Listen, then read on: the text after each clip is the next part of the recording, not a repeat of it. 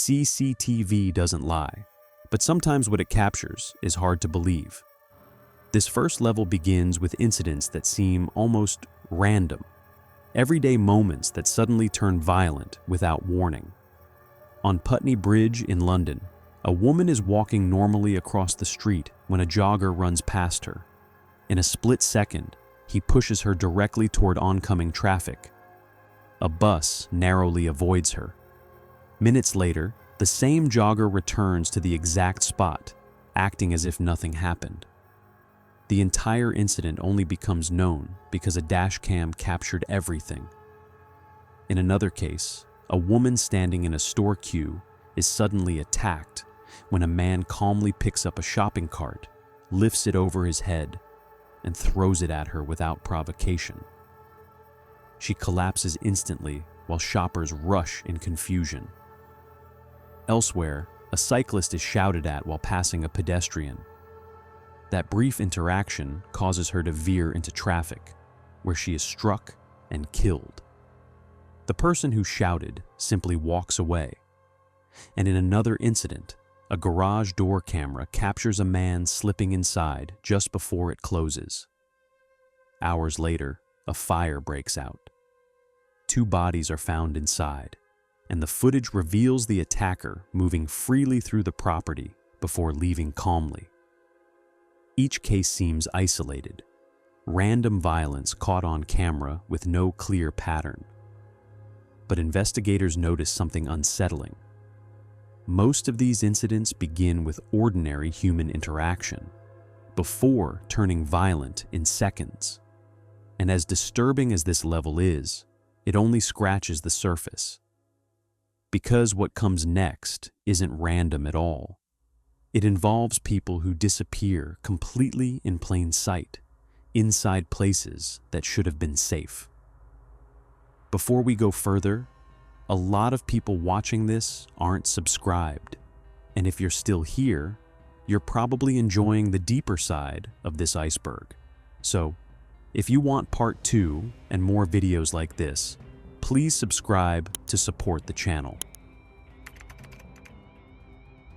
Now, back to the next chapter. At this level, the pattern shifts. People don't just get attacked anymore, they vanish. One of the most disturbing cases begins in a hotel room filled with party guests. A young woman is seen drinking heavily and walking through hallways on CCTV, clearly disoriented. Hours later, she is seen entering an unused area of the building. She never comes back out alive. Her body is later discovered inside a walk-in freezer. No signs of physical trauma are found, but the investigation leaves major gaps in the timeline that CCTV never explains. In another case, a teenager is seen driving with 2 passengers. Moments later, the vehicle suddenly accelerates at extreme speed before crashing into a building. 1 passenger dies instantly. Another survives. The driver claims the car stopped responding, but data from the vehicle contradicts that statement completely. Elsewhere, a young woman is last seen leaving a church after volunteering. CCTV shows her walking alone down a quiet street. After that moment, she disappears entirely.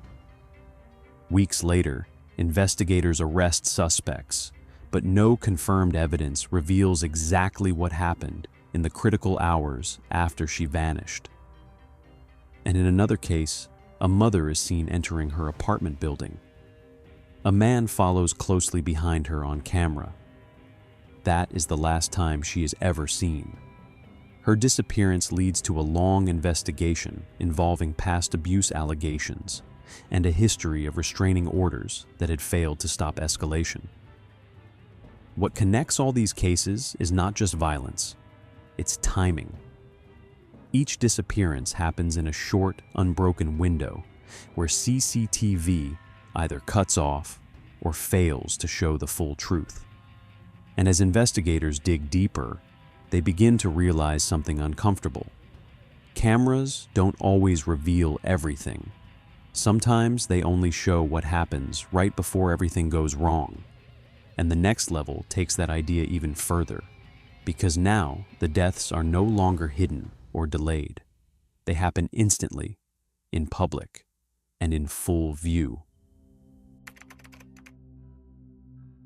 At this level, nothing feels distant anymore. These are not hidden crimes or slow disappearances. These are events that happen in real time, in cars, on streets, and in public spaces where everything unfolds too fast for anyone to react. The first case begins with a Tesla crash. A driver is seen on motorway footage moving at high speed just before the vehicle suddenly loses control. The car veers off the road and slams into a barrier. Investigators later confirm that no braking attempt was recorded in the final seconds. What makes the case unsettling is not just the impact, but the silence before it. No skid marks, no visible correction, just a straight line into destruction. Questions remain about whether it was mechanical failure or something far more complex in the system itself. Then comes the disappearance of Rianne Coulson. She is last seen on CCTV, walking alone near residential streets at night.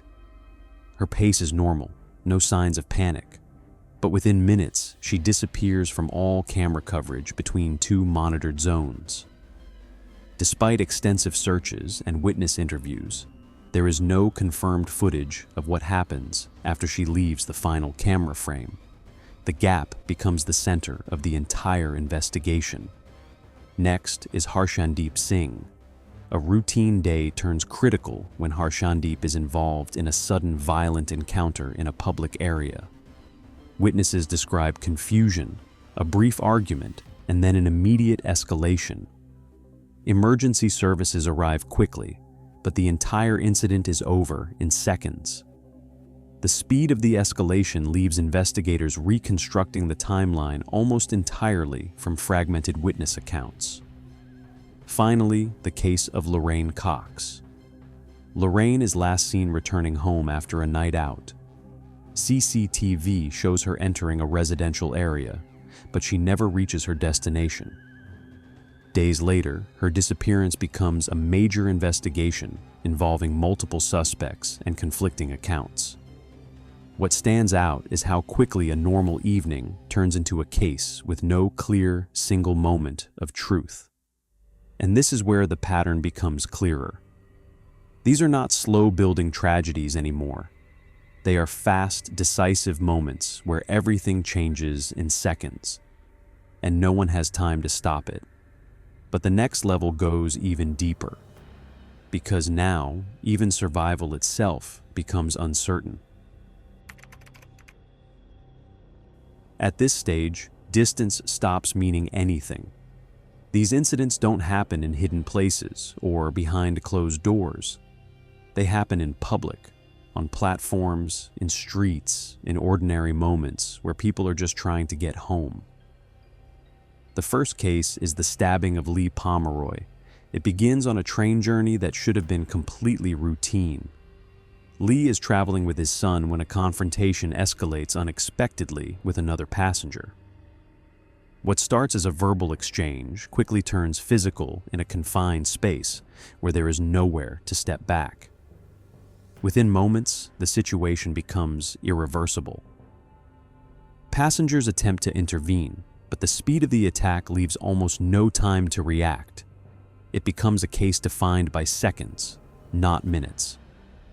Then comes the LRT platform fall. A crowded platform, a moving train, and a moment of imbalance that should have lasted only an instant. Witnesses describe confusion as someone loses footing near the edge and falls into the path of incoming danger. Emergency systems activate immediately, but the timing leaves no margin for recovery. What makes the case difficult to process is how ordinary everything looked just moments before. People walking, waiting, checking phones, completely unaware of what was about to happen. Next is the stabbing of Polis Petroinis. This case unfolds in a public urban setting where interactions between individuals escalate rapidly. There is no long buildup, No extended confrontation, just a sudden shift in tone, body language, and then violence. The response is immediate from bystanders, but again, the speed of the incident is what defines it. Investigators later struggle with the lack of a clear escalation path, trying to reconstruct intent from fragments of movement and testimony. Finally, the case of Cristina Ortiz. Cristina's story becomes a complex investigation involving multiple accounts and conflicting timelines. She is last seen in a situation that initially appears routine, but quickly turns into a missing person case that expands across multiple locations. CCTV gaps, inconsistent witness statements, and delayed reporting all contribute to a growing uncertainty about what actually happened in the critical window of time. And this is where Level 4 changes everything. Because now, it's no longer just about what happens. It's about how fast it happens, and how little time there is to understand it before it's already over. But what comes next is even more unsettling. Because at Level 5, there is no time left at all. At this level, there's no warning that something is wrong, no buildup, no obvious danger, just normal life until it isn't. The first case is the twin sisters' murder case. Two sisters are found in circumstances that immediately raise questions about timing, access, and motive. They are last seen in a shared domestic environment where everything appears routine. There are no signs of forced entry, no obvious struggle at first glance, and yet the scene tells a different story once investigators begin reconstructing it. What makes this case especially disturbing is how quickly a private space becomes a closed-off crime scene with very little external trace of what actually happened inside. Next is the Grace Mullane case. Grace is a young traveler in a foreign country, captured on CCTV during what appears to be a normal night out. She is seen entering a hotel with someone she had met earlier that evening. After that moment, the footage stops. When she fails to reappear, a missing person investigation begins that rapidly escalates into something far more serious. The case becomes defined by digital traces, hotel records, and timelines that don't fully align until the final reconstruction reveals the truth behind her last hours. Then comes the case of Carrie Jr. This case is complicated by instability, fragmented reporting, and inconsistent witness statements. Carrie Jr. becomes the center of an investigation where different accounts conflict from the very beginning. What happened is not immediately clear, and the early timeline contains gaps that take time to piece together. By the time investigators form a coherent sequence, the damage has already been done, leaving behind more questions than answers. Finally, Meta Price. Meta's case begins like many others: a normal day, a known routine, and then an abrupt break in contact. The first concern comes from missed communication, followed by a welfare check that escalates into a full investigation. Evidence is limited at first, and authorities rely heavily on digital tracking, phone activity, and last-seen locations to build the final picture. And this is what Level 5 reveals: not chaos, not randomness, but how quickly normal life can collapse into a full investigation, where the first missing detail is already the beginning of the end. But the final level goes even further, because after this, even last known moments stop being clear at all. At this stage, even the final moment of certainty disappears. There is no clear ending, no confirmed sequence, only fragments, names, timestamps, and gaps that never fully connect. The first case is Odessa Carey Jr. This case begins with limited confirmed information and a rapidly expanding set of contradictions. Odessa is last seen in a situation that initially appears routine, but the timeline quickly breaks apart under investigation. Different witnesses place her in different locations within a short window of time, creating uncertainty about what is real and what is misremembered. The key issue becomes not just where she went missing, but when the disappearance actually occurred. Then comes Metaprice Valentine. Metaprice's case is defined by digital absence. Phone activity stops suddenly, and online presence goes dark without any gradual decline. There are no clear distress signals, no confirmed sightings after the final timestamp. Investigators rely heavily on data trails, but even those become inconsistent. The deeper the analysis goes, the more fragmented the timeline becomes, leaving only a narrow window where something must have happened, but no one can agree on exactly when. Next is Ronan Kanda. Ronan's disappearance involves multiple jurisdictions and delayed reporting, which complicates the early investigation. By the time authorities begin coordinating information, crucial evidence windows have already closed. CCTV gaps, delayed witness interviews, and inconsistent recollections make it difficult to establish a reliable sequence. The case becomes less about movement and more about absence, what should have been captured but wasn't. Finally, Louise Smith. Louise is last seen in a setting that appears completely normal. There is no immediate alarm, no obvious trigger event. But when she fails to return, the routine nature of her last known movements becomes unsettling in hindsight. Investigators reconstruct her final hours through partial records, trying to build a timeline that never fully locks into place. And this is what Level 6 changes. Because here, disappearance is no longer a single moment. It becomes a breakdown of time itself, where every missing second creates a different version of the truth. But the final level goes further than that. Because at Level 7, even the idea of a last known moment starts to vanish completely. At this level, the structure of normal reality starts to fail. These are not slow investigations anymore. These are moments where events erupt so suddenly that even basic understanding becomes delayed, sometimes permanently. The first case is the sword attack involving Marcus Monzo. It begins in an ordinary public setting where nothing appears unusual until a sudden escalation changes everything. Witnesses describe confusion more than clarity, a fast-moving situation where people struggle to process what they are seeing in real time. The key detail that defines this case is not just the violence itself, but how unexpected it is in a completely normal environment. Within seconds, public space becomes a restricted crime scene, and the timeline is reconstructed only through fragmented accounts and delayed CCTV review. Next is the category of pre-teen crimes. These cases are especially difficult to define because they involve individuals who are far below the age of typical criminal responsibility.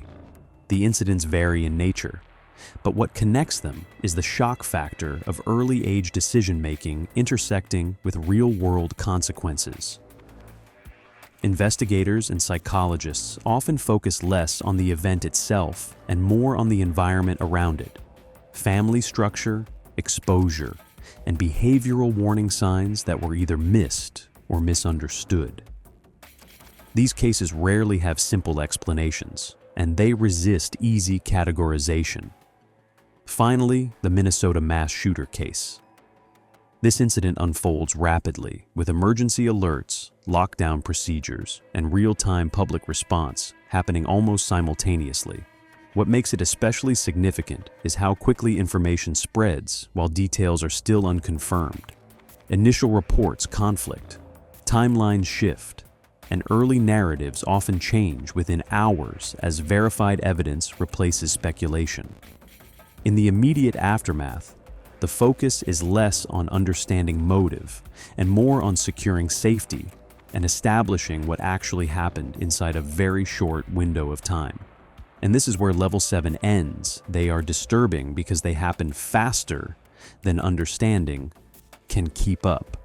And that raises a final question.